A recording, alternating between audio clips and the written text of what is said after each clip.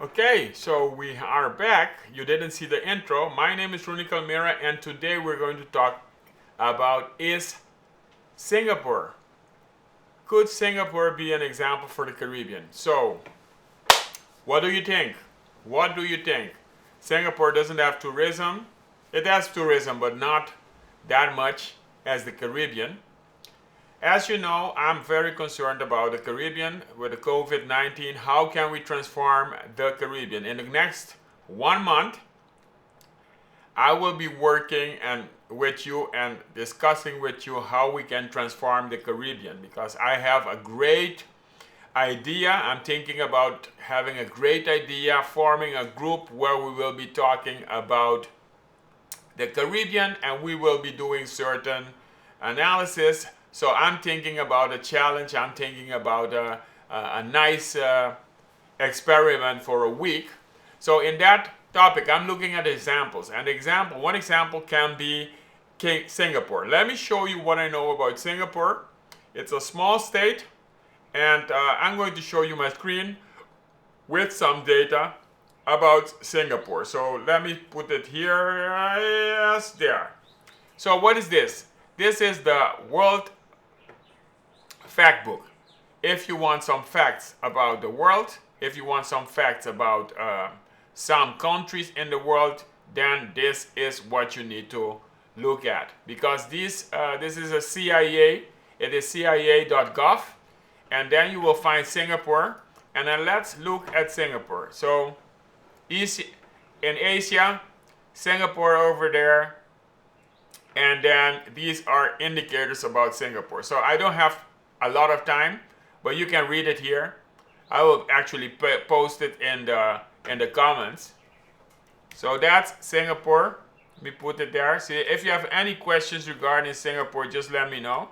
But I will put this into the comments so you can study this yourself. So that's Singapore. And what is interesting is if you take a look at Singapore's GDP per capita. GDP per capita means how much money do they earn on average per capita. Now, Curacao, that's about 23,000. There are some other islands in the Caribbean which are more, but other islands in the Caribbean, Eastern Caribbean, could be like maybe $10,000 a year on average. It doesn't say that everybody earns that money, but on average. So those islands are much less wealthy than Singapore. Haiti, less wealthy than Singapore. I think all the other, Dominica, less wealthy than Singapore. Curacao, less wealthy than Singapore. Saint Martin, Aruba. So there must be something that Singapore is doing well. Now, I'm not only talking about the economy, but you can also see other indicators in here.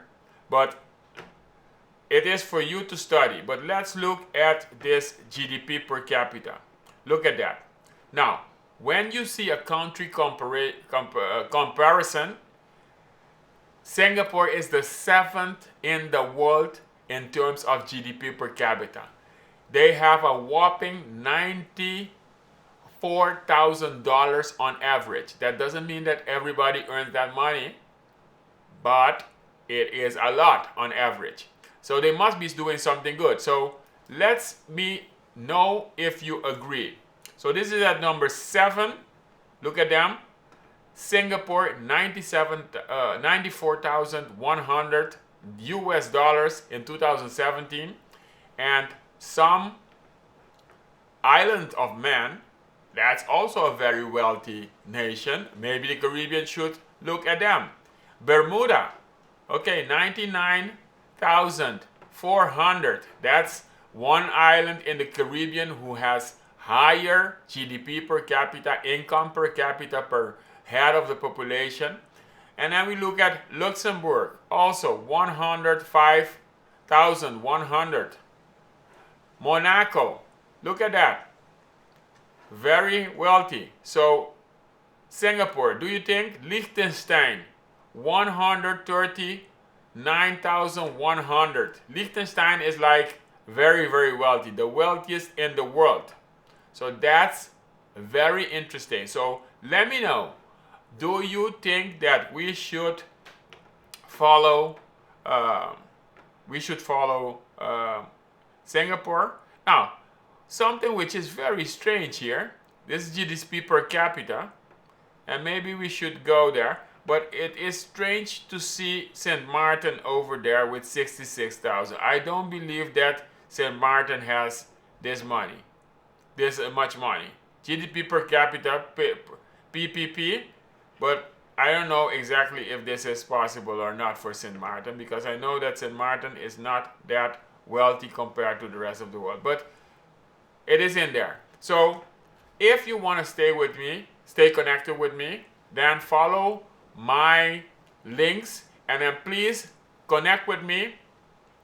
When you connect with me, just say Policy in Paradise, because then I know that you are good folks, you are watching me.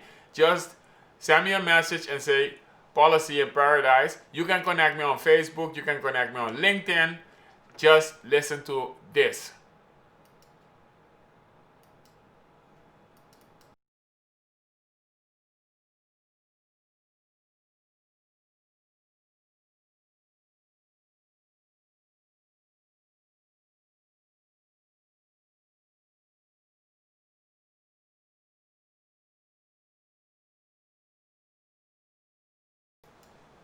So you see, maybe you didn't listen to it, but it is important. Connect with me on YouTube, on LinkedIn, and then tell me exactly, you 4 people who watch this, tell me, do we need to follow Singapore in the Caribbean? Now, I have some great things. I have 54 variables. Those are golden variables that you can use to analyze the economy of Singapore, the economy of Bermuda, Barbados, anything.